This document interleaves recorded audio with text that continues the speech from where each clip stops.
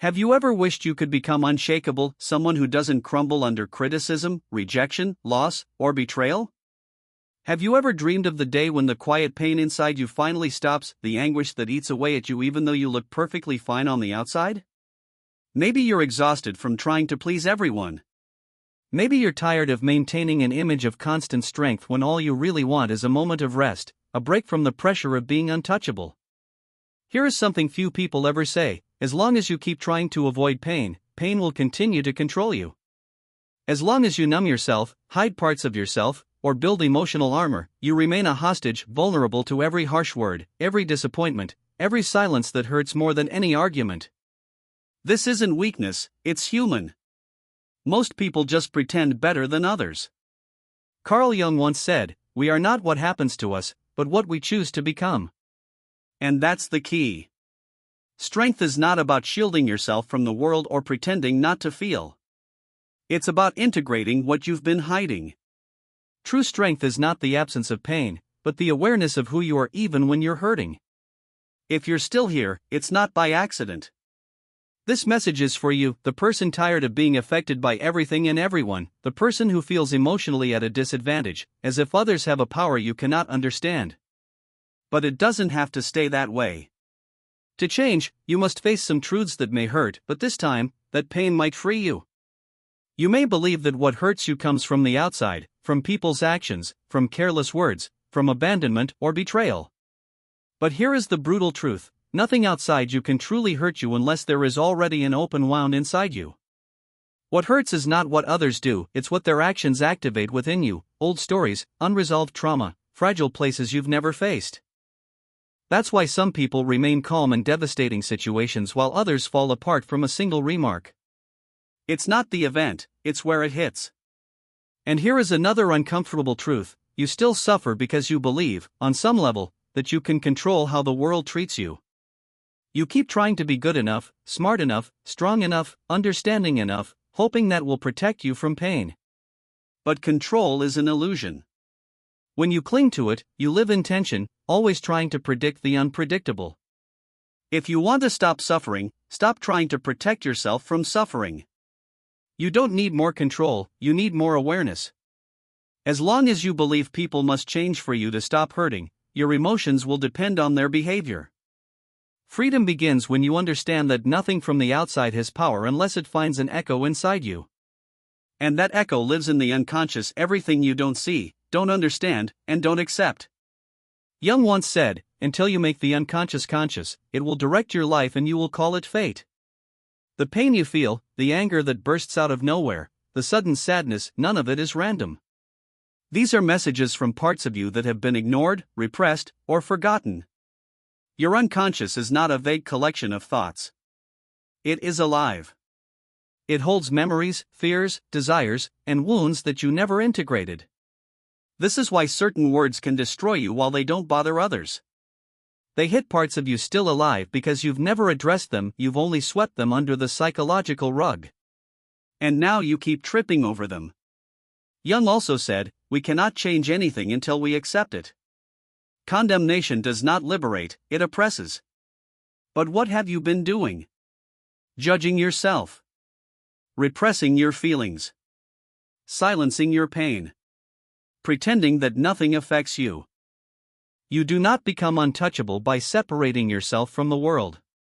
You become untouchable when you understand that nothing outside can hurt what you have already embraced within yourself. When you integrate your fears, your flaws, your insecurities, and your shadow, you stop reacting blindly. You begin to observe.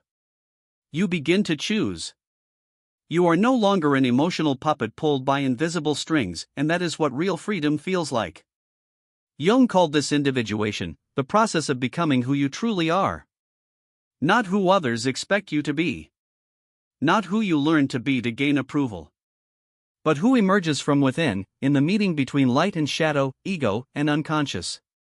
Individuation is not about becoming perfect. Jung taught that it is about becoming whole. You don't need to be a better person, you need to become a complete one.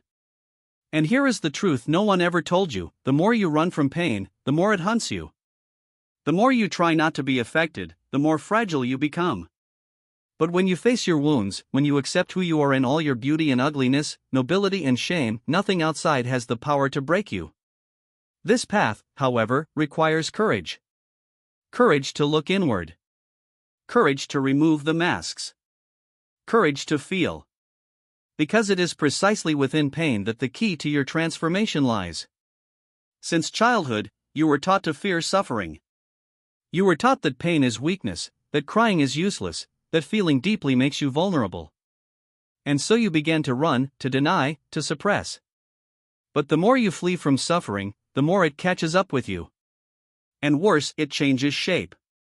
It disguises itself as anxiety, anger, apathy, boredom, emptiness, destructive impulses you can't explain. Ignored pain doesn't disappear, it digs tunnels beneath your life until one day everything collapses. Jung saw suffering differently. He believed pain is the messenger of the soul, the alarm of the unconscious. The language your whole self uses to get your attention. He once said, "Depression is like a lady in black. If she appears, don't push her away. Invite her in, offer her a seat, and listen to what she wants to say." But you don't listen. You silence yourself. You distract yourself. You stay busy. You numb. You do everything to avoid facing what truly matters. What is this pain trying to show you? The truth is, suffering only hurts this deeply because you are still at war with yourself. One part of you is trying to grow, while another part desperately clings to what is familiar. Something inside you is crying out. If you want, I can continue rewriting the next part, or turn this into a video script, a narration, or a more poetic version. You have to imagine this moment as the turning point in a long, silent battle. Deep inside you, something has been calling for transformation, softly at first, then with growing urgency. But your ego, so accustomed to control, keeps trying to suffocate that call. And it's in the tension between the self that wants to grow and the self that wants to remain unchanged that pain is born. Change hurts. Growth hurts. Letting go of old beliefs hurts. Cutting ties with what poisons you hurts. Allowing what no longer serves you to die, it is all a kind of mourning. An internal death and rebirth. But it is inside this ruin, this collapse of everything familiar, that something new can finally emerge. When the structures that held you up fall apart, when certainties crumble and your vulnerability is exposed, something extraordinary happens. You see yourself clearly for the first time. Without the armor. Without the performance. Without the mask. And in that moment, suffering becomes sacred. It brings you to your knees before the only force that can truly set you free, yourself. Jung understood this better than anyone. Pain wasn't a flaw in the system to him, it was the system speaking, guiding, initiating. Pain isn't the end of the road. To become who you are, you must unlearn who you thought you were. And that hurts more than any external rejection. You begin to realize that much of your identity, your achievements, your traumas, the persona you built to be loved or admired, was never the real you. It was simply what you created to survive. But surviving is not the same as living. Individuation is the soul's call beyond survival. It pushes the repressed, the hidden, the distorted parts of you to the surface. Jung wrote that individuation requires the dissolution of the persona, because the persona is nothing but a mask of collective convenience. To remove that mask is to tear away your own skin. But beneath it, beneath the layers of performance, something real breathes for the first time. This is when you begin to become untouchable. Not because you feel nothing, but because you've walked through the fire and lived to tell the story. You've faced your monsters. You've stared into the eyes of your shame, your anger, your neediness, and whispered, "I see you. And you no longer control me." This clarity, this lucidity in the presence of your own darkness, gives rise to a strength that does not depend on recognition, approval, or control. You no longer need everyone to love you. You no longer need to win every argument. You no longer need to pretend you're unbreakable. You know who you are. And no one can take that from you. True emotional armor is not a shell you wear. It is a core you build.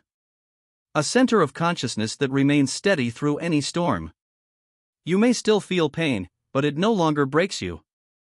You may still get hurt, but you no longer lose yourself. Because you have stopped reacting from fear and started living from wholeness. You no longer inhabit the surface, you live in the depths now. But every depth has a price. Not because you will be alone, but because few people can follow you into such inner territory. Most remain on the surface, clinging to their masks, afraid of their own feelings. When you free yourself, you naturally drift from those who still hide from themselves. This distance is not rejection. It is evolution. You didn't rise out of pride. You rose because you outgrew the places where you used to shrink. And that brings you to the final revelation: consciousness is your shield. Not force. Not toughness. Not indifference. Clarity. Nothing can hurt you as deeply when you understand what happens inside you. Words lose their poison. Rejections lose their sting. Losses no longer erase you. But this awakening is not a miracle, it is a daily choice. To look inward, even when it hurts. To take responsibility for what you feel. To stop blaming others, the past, or fate. Jung said, "What you resist persists. What you accept transforms." You resisted for so long rejection, loneliness, fear, emptiness. And resisting only chained you to them. You hid. You silenced yourself. You tried to control everything. You tried to be perfect. You tried to be strong. And now you're tired of fighting the world and yourself. But here is what you now know: emotional immunity is not hardness. It is clarity. Not armor, but awareness. Because when you understand your wounds, your patterns, your triggers, the actions of others no longer have the power to ruin you. You still feel, but you don't drown. You still suffer, but you don't disappear.